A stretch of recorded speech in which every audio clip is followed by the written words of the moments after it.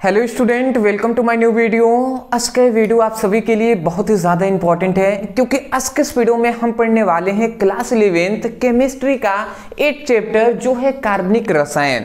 इस चैप्टर का एक इंपॉर्टेंट टॉपिक जो कि बहुत ही हार्ड टॉपिक हम मानते हैं उसको आज के इस वीडियो में हम डिस्कस करने वाले हैं, जो है कार्बनिक यौगिकों का विश्लेषण। तो इस पर मोस्टली हम डिस्कस करेंगे। इसमें हम जानेंगे आज के इस वीडियो में गुणात्मक विश्लेषण पर, ठीक है ना, जो कि बहुत ही इंपॉर्टेंट टॉपिक है।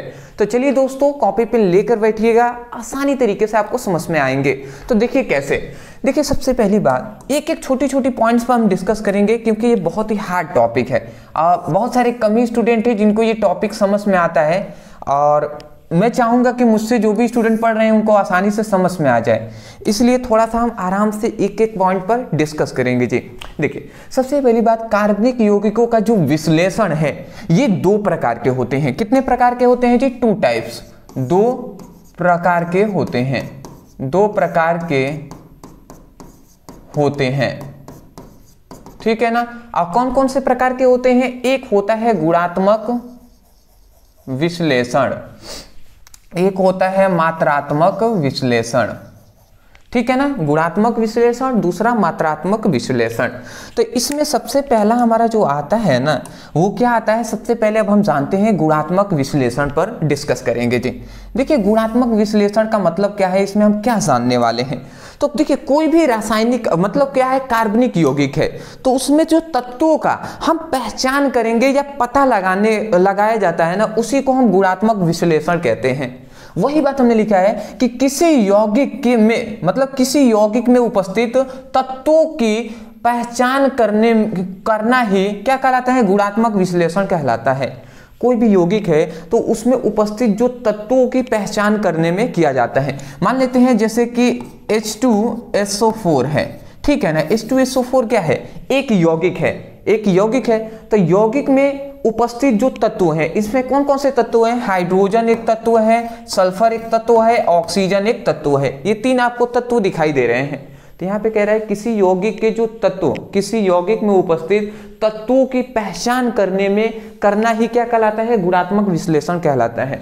मतलब इस यौगिक में हाइड्रोजन है या नहीं है, इसकी पहचान हम करेंगे। सल्फर है या नहीं, कैसे पता चलेगा कि इसमें सल्फर है या नहीं। कैसे पता चलेगा जो शांत सल्फ्यूरिक अम्ल है उसमें ऑक्सीजन है या नहीं। तो ये किस तरीके से पता चलेगा जी? गुणात्मक विश्लेषण। ये हम पता लगाएंगे तो उसका नाम हम क्या कहते हैं? उसी को हम गुणात्मक विश्लेषण कहते हैं। तो आशा करता हूं आप सिंपल से समझ के होंगे कि किसी यौगिक में उपस्थित तत्वों की पहचान करना ही क्या कहलाता है? गुणात्मक विश्लेषण कहलाता है। आशा करता हूं आप समझ के होंगे। अब समझिएगा, सबसे पहले गुणात्मक विश्लेषण में सबसे पहला हम ये जानेंगे, सबसे पहला हम ये पता लगाएंगे। क्या पता लगाएंगे जी? सबसे पहला पता करेंगे कि कार्बन और हाइड्रोजन की पहचान। कैसे हम कार्बन और हाइड्रोजन की पहचान करते हैं, ठीक है ना, इसको हम सबसे पहले पता लगाते हैं, ठीक है ना। चलिए जी, तो देखिए कार्बन की सबसे पहली बात, तो देखिए सबसे पहले तो यहां पे हम पता लगाएंगे कि कार्बन कैसे पता होता है। तो देखिए सबसे पहले हम कोई भी कार्बनिक यौगिक को लेते हैं, एक एक पॉइंट्स को आप समझिएगा। कोई भी कार्बनिक यौगिक को लेंगे और इसको कॉपर ऑक्साइड के साथ हम क्या करेंगे? इसमें कॉपर ऑक्साइड को मिला देंगे। जैसे ही हम मिलाते हैं ना, तो जैसे ही हम मिलाएंगे तो हमें इसकी वाष्पें प्राप्त होंगे, ठीक है ना। और उसे चूने के पानी में हम जैसे मिलाएंगे, उससे वाष्प को हम चूने के पानी में मिलाएंगे तो जो चूने के जो पानी मिलेगा ना, वाष्प मतलब जैसे क्या है, कार्बनिक यौगिक को जब कॉपर ऑक्साइड के साथ हम गर्म करेंगे ना, तो क्या होगा? हमें वाष्प मिलेगा। और जब ये वाष्प को हम क्या करते हैं? ठंडा करते हैं, तो चूने की पानी, वाष्प पानी में बदल जाता है तो चूने की पानी मिलता है। और यदि वो चूने का पानी कैसा होगा? दूधिया होगा, मतलब दूध के रंग के जैसा होगा, तो इससे स्पष्ट हो जाता है कि उसमें क्या है? उसमें कार्बन, उसमें क्या है जी? उसमें कार्बन उपस्थित है, ठीक है ना। ये एक आपको बता दिया गया कि कोई भी कार्बनिक यौगिक लेंगे, उसमें कॉपर ऑक्साइड को मिलाएंगे तो उसके मिलाकर उसको गर्म करेंगे। क्या करेंगे जी? हम उसको गर्म करेंगे तो हमें वाष्पें मिलेंगी।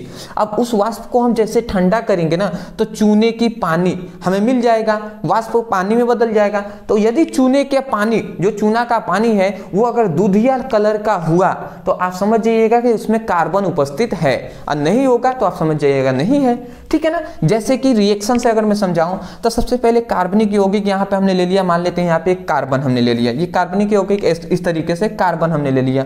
अब कार्बन को कॉपर ऑक्साइड के साथ हम क्रिया कराते हैं, तो जैसे क्रिया मतलब गर्म करेंगे तो देखिए यहाँ से क्या होता है, कार्बन डाइऑक्साइड और Cu बनता है। कैसे बनते हैं ये भी आप समझ लीजिए। देखिए यहाँ पे देखेंगे 2 कॉपर है, 2 ऑक्सीजन है, 2 यहाँ पे ऑक्सीजन है ना, तो 1 कार्बन और 2 ऑक्सीजन मिलकर कार्बन डाइऑक्साइड बन जाता है। और उसके बाद 2 कॉपर है तो यहाँ पे 2 कॉपर बन गया, समझ रहे हैं। दूसरा, उसके बाद फिर से अभी इसी रिएक्शन में सबसे पहली बात, कार्बन को कॉपर ऑक्साइड से क्रिया करेंगे तो कार्बन डाइऑक्साइड और कॉपर का निर्माण होता है। उसके बाद फिर से अब उसके बाद हम क्या करेंगे, यहाँ पे कैल्शियम हाइड्रोक्साइड को लेंगे और इसके लिए कैल्शियम हाइड्रोक्साइड को यहाँ पे जो कार्बन मिला है ना, कार्बन डाइऑक्साइड, इसको हम लेकर क्रिया कराएंगे इनका। तो कैल्शियम हाइड्रोक्साइड का जब कार्बन डाइऑक्साइड से क्रिया कराते हैं तो याद रखेंगे यहाँ से देखिए क्या निकलता है। यहाँ पे देखेंगे कैल्शियम है, यहाँ पे 2 ऑक्सीजन 2 हाइड्रोजन है ना, तो यहाँ का 2 ऑक्सीजन है तो इसमें से 1 ऑक्सीजन यहाँ पे चला जाता है, तो यहाँ पे 2 ऑक्सीजन है, एक इसमें का चला गया तो 3 ऑक्सीजन हो गए, तो CaCO3 बन जाता है। और यहाँ पे 2 हाइड्रोजन 1 ऑक्सीजन बचे तो H2O बनकर बाहर निकल जाता है। रिएक्शन आपको समझ में आ रहा है? बहुत सारे स्टूडेंट है जिनको समझ में नहीं आता रिएक्शन, में थोड़ा सा समझाना चाहूँगा, ठीक है ना। मैं जानता हूँ आपको बहुत सारे स्टूडेंट है जिनको समझ में आ भी जा रहा होगा और जिनको नहीं आ रहा होगा, मैं थोड़ा सा यहाँ पे समझा देना चाहता हूँ क्योंकि रिएक्शन ही बहुत ज़्यादा इंपॉर्टेंट है। देखिए बात को बाबू समझिएगा। देखिए ये कैल्शियम हाइड्रोक्साइड है ना, इसको हम इस तरीके से भी लिख सकते हैं, एक OH एक OH मतलब 2 OH है। देखिए सिंपल सी बात यहाँ पे है ना, यहाँ से ये देखिए H2 2 हाइड्रोजन 1 ऑक्सीजन, ये सबसे पहले बाहर निकलते हैं, H2O ये बाहर निकल गए, तो बचा क्या जी, बचा Ca। पहली बात तो कैल्शियम बचा Ca और यहाँ पे CO2 है और 1 ऑक्सीजन इसमें मिल जाएगा तो CO3 हो जाएगा। बात आप समझ रहे हैं? तो यहाँ से हमें कैल्शियम कार्बोनेट मिलता है और ये जो कैल्शियम कार्बोनेट मिलेगा ना, ये हमारा सफेद रंग का होता है। तो यदि सफेद रंग का होगा तो उसके मतलब क्या है कि इसमें कार्बन उपस्थित है। आप देख सकते हैं यहाँ पे कार्बन उपस्थित है कि नहीं है, तो यही बातें हैं जी। तो यही बात आपसे कहा जा रहा था, मैं आशा करता हूं कि आप समझ गए होंगे, ठीक है ना। तो ये आपको सिंपल सी है, आप इसको चाहे तो विस्तार में भी लिख सकते हैं कि जब कार्बनिक यौगिकों में कॉपर ऑक्साइड को मिलाकर गर्म किया जाता है तो वाष्पें प्राप्त होती हैं। उसे ठंडा करने पर चूने के पानी का रंग यदि दुधिया होता है तो उसमें कार्बन उपस्थित होता है। इतना लिखने के बाद ये 2 आप रिएक्शन लिख देंगे, इतना लिख देंगे ना, आपका काम कंप्लीट हो जाएगा। पता चल गया कैसे हमें कार्बन पता चलेगा। अब दूसरा, पहले तो हमने कार्बन का पता लगाया, अब इसमें हम हाइड्रोजन की पहचान कैसे करेंगे, क्योंकि कार्बन और हाइड्रोजन दोनों की पहचान करना है। तो अब देखिए यहाँ पे फिर से हमने क्या ले लिया है, अब यहाँ पे हमने ले लिया है कार्बन मतलब हाइड्रोजन की पहचान अब हम करेंगे। तो देखिए हमने लिखा है कि कार्बनिक यौगिक, ठीक जैसे हमने उसमें कार्बनिक यौगिक लिया था वैसे यहाँ पे हमने कोई कार्बनिक यौगिक लेंगे, उसमें कॉपर ऑक्साइड मिलाकर उसको हम क्या करेंगे, गर्म करेंगे तो वाष्पें मिलेगी। अब उस वाष्प को नेजल क्या है, कॉपर सल्फेट के साथ हम क्या करेंगे, उसकी क्रिया कराएंगे तो हमें नीले रंग का, कैसे, नीले रंग का एक अवक्षेप प्राप्त होगा। और उस अवक्षेप अगर नीले रंग का प्राप्त हो गया तो उसका मतलब क्या है, उसमें हाइड्रोजन उपस्थित है, हाइड्रोजन जो तत्व है या परमाणु है वो उपस्थित है। बात समझ में आ गया? तो वही देखिए कोई भी कार्बनिक यौगिक को ले लेंगे, यहाँ पे H2 के H2 हमने लिया है 2 मात्रा में H, ये भी एक कार्बनिक यौगिक, यहाँ पे हम इसको ले लिए हैं। अब ये हमारा क्या है, H2 है ना, सॉरी 2H है। अब इसको कॉपर ऑक्साइड से हमने क्रिया कराया, तो जैसे ही क्रिया कराएंगे तो समझिए 2 हाइड्रोजन यहाँ से 1 ऑक्सीजन चला जाएगा तो H2O हो गया, और यहाँ पे Cu है तो ये Cu बाहर निकल जाता है, ठीक है ना। उसके बाद फिर से यहाँ पे कहा गया ना कि इस जो कॉपर सल्फेट को लेंगे, कॉपर सल्फेट को लेंगे और उसको जल से क्रिया करा देंगे।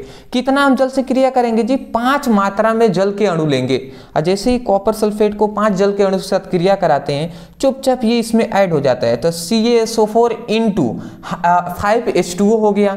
और ये जो प्राप्त होता है ये हमें नीले कलर का मिलता है, जिससे हमें पता चल जाता है, जिससे स्पष्ट हो जाता है कि इस यौगिक में क्या है, हाइड्रोजन उपस्थित है। देख रहे हैं हाइड्रोजन यहाँ पे है, तो ये बातें हैं जी। तो सबसे पहले हमें यही पता करना होता है, क्या पता करना होता है कि जो गुणात्मक विश्लेषण है इसमें अलग अलग तत्वों का हम पता लगाएंगे कि कैसे हमें पता चलेगा कि कहाँ पे हाइड्रोजन है, कहाँ पे नाइट्रोजन है, कहाँ पे सोडियम है। इस तरीके से हम पता लगाते हैं। पहली बात कार्बन का पता चल गया, कैसे पता लगाएंगे, हाइड्रोजन का भी यहाँ पे पता चल गया होगा। चलिए आगे बढ़ते हैं और भी तत्वों का पता लगाते हैं, ठीक है ना। देखिए अब यहाँ पे तीसरा अब हमें पता लगाना है नाइट्रोजन का परीक्षण, ठीक है ना। मतलब अब हमें नाइट्रोजन का कैसे पता लगाएंगे, नाइट्रोजन कैसे पता लगाएंगे कि किस यौगिक में नाइट्रोजन है या नहीं है। तो ये हमें तभी समझ में आएगा जब हमें लेसेंग परीक्षण पता होगा, ठीक है ना। लेसेंगने जो परीक्षण है ये हमें पता होगा तभी जाकर हम कर पाएंगे। तो इसलिए हमने यहाँ पे ये जो हमारा लेसेंगने निष्कर्षण है या सोडियम निष्कर्षण है, इसको बनाना हम पहले सीख लेते हैं। अगर ये समझ गए तो आगे आपको सोडियम मतलब नाइट्रोजन और जो सल्फर है इसकी पहचान हम कर पाएंगे। तो नाइट्रोजन और सोडियम, जो नाइट्रोजन और सल्फर की पहचान कैसे करेंगे, तो इसके पहचान के लिए जो लेसेंगने निष्कर्षण या सोडियम निष्कर्षण बनाया जाता है। देखिए इसे हम सोडियम निष्कर्षण भी कह सकते हैं। तो ये हमारे एक सोडियम निष्कर्षण है, इसी से हम पता लगा सकते हैं। कैसे लगाएंगे समझिएगा। सॉरी स्टूडेंट, वीडियो बीच से कट गया था, आप सभी को पता नहीं, अदरवाइज मैं पूरी ये टॉपिक आज के इस वीडियो में जितना बताने वाला था ये सब बताकर अब मैं गया तो देखा तो आधे पर से वीडियो कट गया था। कोई दिक्कत वाली बात नहीं है, फिर से हम दोबारा से आपको यहाँ से समझा दे रहे हैं, ध्यान से समझेंगे। आपको देखिए नाइट्रोजन और सल्फर की पहचान हमें करना है। इसके लिए सबसे पहले सोडियम निष्कर्षण जो विधि है या सोडियम निष्कर्षण बनाना है, इसको हमें जानना पड़ेगा। तो कैसे जानेंगे जी, सबसे पहले एक हम जार या बर्तन लेते हैं जिसमें हमने सोडियम को क्या करते हैं पहले से रखे हुए हैं, इसमें रखे हुए हैं। अब सोडियम में हम क्या मिलाते हैं, केरोसिन को इसमें मिला देते हैं। मिलाएंगे तो ये एक मिश्रण बन जाएगा। जैसे ही बना तो इसको हम क्या करते हैं, फिल्टर एक पेपर है, इस फिल्टर पेपर से छानते हैं। तो छानेंगे ना तो जो हमारे पास निकलेगा, ठीक है ना, पदार्थ छानेंगे तो नीचे कुछ ना कुछ निकलेंगे। उसको हम क्या करेंगे, एक ट्यूब लेंगे जिसे हम ज्वलनशील नली कहते हैं, एक ट्यूब में भर देते हैं, देख रहे हैं ना, भर देंगे।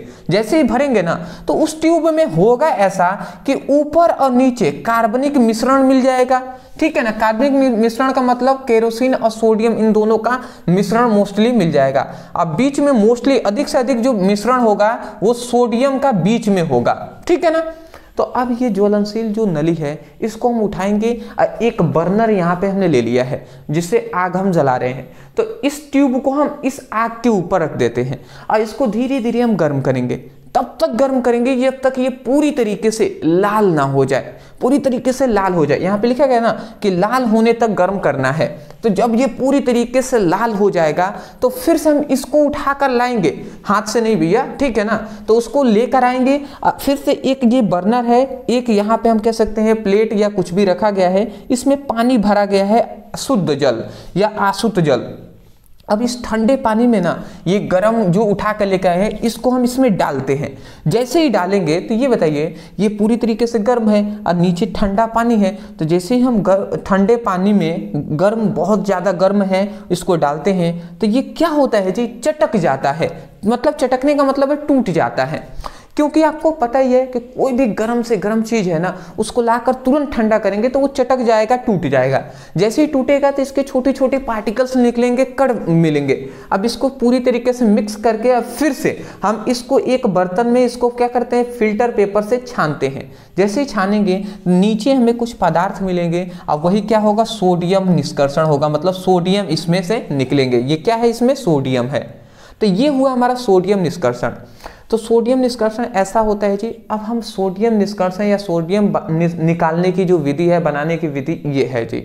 अब चलिए ये हमें पता चल गया ना सोडियम निष्कर्षण क्या होता है या लेसेंगने निष्कर्षण क्या होता है।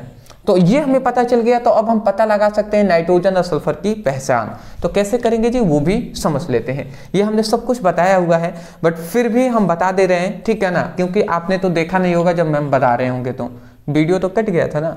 देखिए नाइट्रोजन का परीक्षण, नाइट्रोजन का परीक्षण के लिए कैसे हम करेंगे, किससे परीक्षण करेंगे, जो लेसेंगने परीक्षण द्वारा हम करते हैं या जिसे सोडियम निष्कर्षण परीक्षण भी कहते हैं, तो उससे हम कर रहे हैं। तो क्या करेंगे, सबसे पहले हम यहाँ पे लेते हैं लेसेंगने निष्कर्षण को लेते हैं।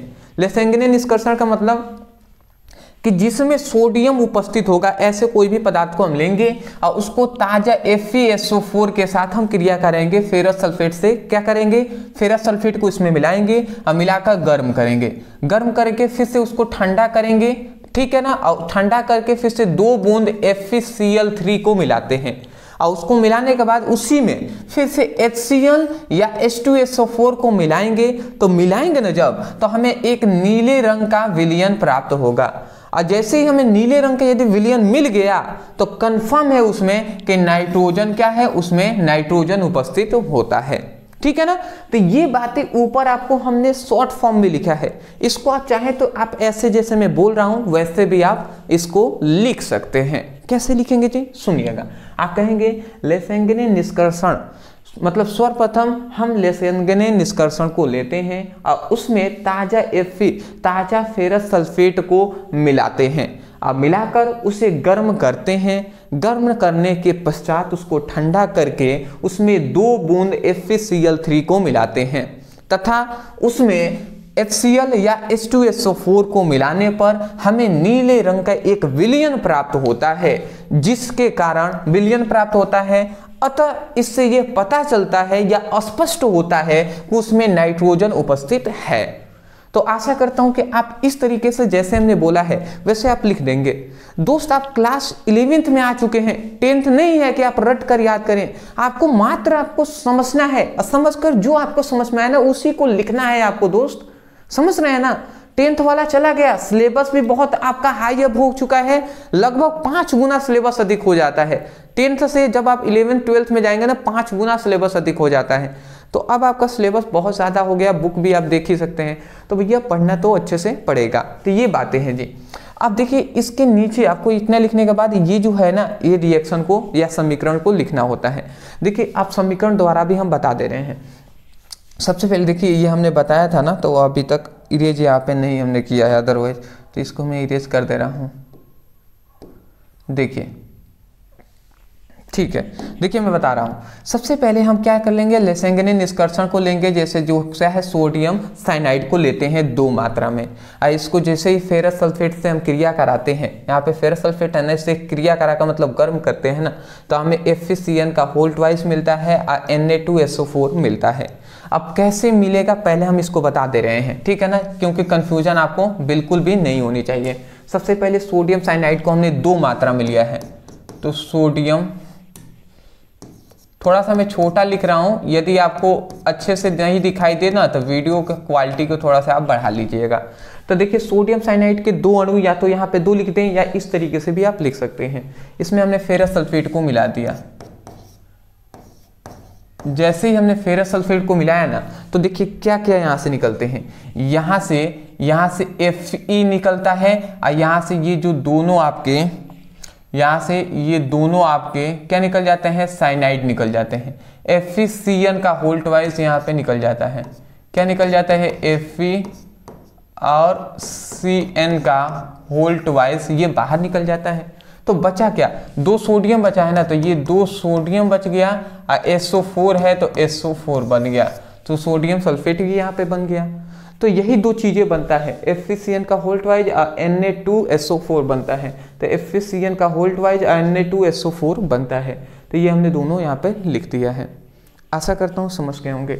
अब देखिए फिर से अब हम क्या करते हैं, जो Fe साइनाइड है ना, इसको हम यहाँ पे लेते हैं, ले लेंगे जी, और उसको हम सोडियम साइनाइड से क्रिया करेंगे। सोडियम साइनाइड का मतलब लेसेंगने निष्कर्षण को ही फिर से हम लेकर इससे क्रिया कराते हैं। जैसे ही क्रिया कराएंगे तो अब देखिए यहाँ पे क्या बनता है, यहाँ पर हमारा बनेगा ऐसा ना कि देखिए यहाँ पर अगर आप ध्यान से देखेंगे तो देखिए यहाँ पे 4 मात्रा में सोडियम है, तो वही Na4 लिख दिए हमने। अब फिर से Fe, देखिए यहाँ पे अगर आप देखें तो यहाँ पे 4 Cn है और यहाँ पे 2 Cn है, मतलब 6 Cn है। तो Fe और FeCN का होल 6 हमने कर दिया है, मतलब Fe 1 है तो Fe 1 और यहाँ पे 2 Cn और यहाँ पे 4 Cn, मतलब 6 Cn है तो 6 Cn हमने लिख दिया। ये हमारा क्या बना, सोडियम फेरोसाइनाइड बन गया। फिर से आप सोडियम फेरोसाइनाइड को हम लेंगे और इसमें कुछ बूंद हमने कहा ना, कुछ बूंद FeCl3 को मिलाएंगे। तो कुछ बूंद FeCl3 को हम जैसे मिलाते हैं तो मिलाएंगे ना तो क्या बनेगा जी, समझिएगा। यहाँ से अगर आप देखिए समझिएगा, यहाँ पे 4 मात्रा में Fe है और 4 3 12 क्लोरीन है, 12 मात्रा में क्या है, Cl यहाँ पे है ना। यहाँ पे देखेंगे सोडियम कितनी मात्रा में है, 3 चौको 12, 12 मात्रा में यहाँ पे सोडियम है। तो 12 सोडियम 12 क्लोरीन मतलब 12 मात्रा में NaCl सोडियम क्लोराइड बाहर निकल सकता है तो यही सबसे पहले 12 मात्रा में NaCl बाहर निकल गया है। तो यहाँ से क्या निकला, सबसे पहले ये निकला है और यहाँ से Cl निकला है। इतनी बात यहाँ से निकले हैं जी, मैं आशा करता हूँ आप समझ गए होंगे। ठीक है, तो अब क्या बचा, अब देखिए अब यहाँ पर यहाँ पे 4 मात्रा में Fe मिला है तो यहाँ पे देखिए Fe4 हमने लिख दिया और उसके बाद FeCN का होल 6 मिला है ना, 3 मात्रा में है तो हम इसको Fe को पहले Fe4 लिख दिए और जो FeCN का होल 6 है इसके नीचे भी तो हम 3 लिख सकते हैं ना, तो होल थ्राइस हमने यहाँ पे कर दिया है। तो यही क्या है, फेरोसाइनाइड हमारा बन गया है। और ये जो हमारा बनेगा ना, तो ये जो अवक्षेप है ये नीले रंग का बनेगा। ये जो विलयन है ये कैसा प्राप्त होगा, नीले रंग का प्राप्त होगा। तो नीले रंग का प्राप्त होने से ये स्पष्ट हो जाता है कि इस पदार्थ में क्या है, ये जो पदार्थ या विलयन बना है इसमें नाइट्रोजन उपस्थित है। देख रहे हैं ना, नाइट्रोजन इसमें उपस्थित है। तो यही तो बात यहाँ पे कहा गया था कि नीला विलयन जो मिलेगा इससे ये स्पष्ट हो जाता है कि उसमें नाइट्रोजन उपस्थित होता है। तो इस तरीके से नाइट्रोजन उपस्थित होता है जी, हम पता लगाते हैं। आशा करता हूँ कि आपको आसानी से समझ में आ गई होंगी। ठीक है ना, इसको मैं बताया था तो इसको मैं इरेज कर दे रहा हूँ। ठीक है जी, इतनी बात समझ गए। अब हमारा चौथा जो परीक्षण आता है कि नाइट्रोजन और सल्फर। नाइट्रोजन तो हमने इस तरीके से पता लगाया, नाइट्रोजन और सल्फर की एक साथ पहचान। अब एक साथ इनकी पहचान करना हो कि नाइट्रोजन और सल्फर है या नहीं, तो कैसे करेंगे। तो यहाँ पे लिखा गया है, यदि उपरोक्त परीक्षण में रक्त जैसे लाल रंग प्राप्त होता है तो नाइट्रोजन और सल्फर दोनों उपस्थित होते हैं। मतलब क्या है कि उपरोक्त जो परीक्षण ये हमने जो देखा या इससे पहले जो लेफेंगने निष्कर्षण भी देखा है, उस परीक्षण में यदि रक्त जैसा लाल रंग, ठीक है ना, रक्त जैसा लाल रंग यदि प्राप्त होता है तो इससे ये स्पष्ट हो जाता है कि उसमें नाइट्रोजन और सल्फर दोनों उपस्थित होते हैं। कैसे जी, तो देखिए एक रिएक्शन द्वारा भी समझाया गया है। जैसे यहाँ पे सोडियम थायोसाइनाइड को हमने ले लिया है, ऐसे Fe3+ से हमने यहाँ पे क्रिया करा दिया। जैसे ही हम क्रिया कराते हैं तो FeSCN का होल थ्राइस यहाँ पे बनता है और ये जो 3 सोडियम है ये बाहर निकल जाते हैं। समझ रहे हैं ना, 3 सोडियम है तो ये बाहर निकल गया और 3 ही मात्रा में S है और 3 ही मात्रा में Cn है। तो यही हमने SCN का होल थ्राइस यहाँ पे कर दिया है। ये Fe है तो Fe हमने लिख दिया। इसी को क्या कहते हैं, फेरिक थायोसाइनाइड भी हम कहते हैं। और जो ये मिला है ना, ये हमें लाल रंग का, मतलब जैसे खून होता है उस तरीके से रक्त के जैसा लाल होता है। जैसे यह स्पष्ट हो जाता है कि इसमें क्या है, इसमें सल्फर भी है और इसमें देखिए नाइट्रोजन भी उपस्थित है ना, सल्फर और नाइट्रोजन उपस्थित है दोनों। तो इस तरीके से पता लगाते हैं जी। तो मैं आशा करता हूं कि ये जो हमारा एक इम्पॉर्टेंट टॉपिक था जिसको आपको आसानी तरीके से समझ में आ गई होंगी। देखिए ये जो हमारा हमने कहा था ना कि कार्बनिक यौगिकों का जो विश्लेषण है, जिसमें हमने गुणात्मक विश्लेषण को पढ़ा। आज के इस वीडियो में जो गुणात्मक विश्लेषण पर हमने डिस्कस किया है, ये एक हार्ड टॉपिक है जिसको हमने आसान जितना हो सका मैं उसको करने का प्रयास किया हूँ। अदरवाइज यदि आपको समझ में आ गया है तो बहुत ही अच्छी बात है। यदि आपको थोड़ा कम समझ में आया है तो आपसे मैं एक छोटी सी रिक्वेस्ट करूँगा कि अभी तो आप वीडियो को देख लिए, वीडियो को पॉज कीजिए, थोड़ा सा टहल लीजिए, घूम लीजिए, फिर से आधे 1 घंटे बाद फिर से आइए और इसी वीडियो को दोबारा से देखिए। जब दोबारा से देखेंगे तो अभी 70% क्लियर हो गया, दोबारा से देख लेंगे 30% और क्लियर हो जाएगा, तो आपको आसानी तरीके से 100% क्लियर हो जाएगा। कभी भी रटना नहीं है, हमें समझकर याद करना है, ठीक है ना। तो चलिए दोस्तों, आज के लिए इतना ही। कल मिलते हैं एक बेहतर टॉपिक के साथ एक नए वीडियो में। Thank you so much for watching this video. Thank you.